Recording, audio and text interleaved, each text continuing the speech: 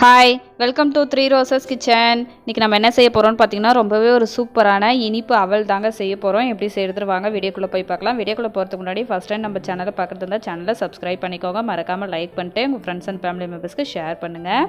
இப்போ இனிப்பு அவல் செய்கிறதுக்கு நான் வந்து பார்த்திங்கன்னா வெள்ளை அவல் வந்து எடுத்திருக்கேங்க. அது வந்து பார்த்திங்கன்னா 1 கப்பு வந்து எடுத்திருக்கேன். அதை வந்து இப்போ மிக்சிங் பவுலுக்கு வந்து மாற்றிக்கலாம்.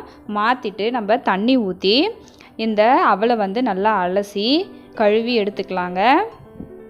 அவலில் பார்த்திங்கன்னா நிறைய தூசெல்லாம் இருக்கும், அதனால் நல்லா 2 டைம் இருந்தாலும் வாஷ் பண்ணி எடுத்துக்கோங்க. பாருங்கள், நான் 2 டைம் வாஷ் பண்ணி வச்சுருக்கேன். இப்போ லேசாக தண்ணி தெளிச்சிட்டு ஒரு தட்டு போட்டு மூடி வச்சுக்கலாம்.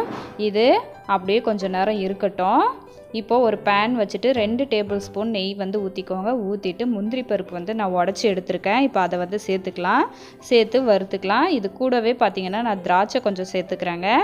சேர்த்துட்டு இப்போ இதையும் நல்லா வறுத்து எடுத்துக்கலாம். இப்போ இதெல்லாம் பாருங்கள் நல்லா வறுப்பட்டு வந்துருச்சு.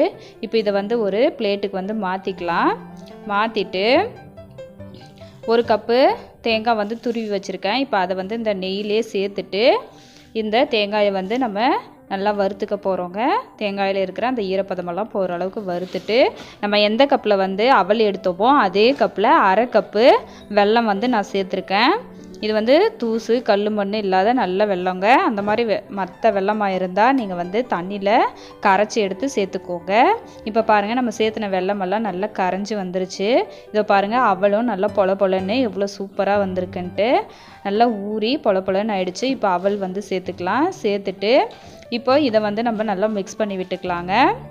இந்த வெல்லமெல்லாம் பார்த்திங்கன்னா அவலில் நல்லா அப்சர்வ் பண்ணி நல்லா திரண்டு வரணும். பாருங்கள், இந்த மாதிரி. இப்போது நம்ம ஏலக்காய் வந்து தட்டி வச்சுருக்கேன், அதை வந்து சேர்த்துக்கலாம். சேர்த்துட்டு மிக்ஸ் பண்ணி விட்டுக்கலாங்க.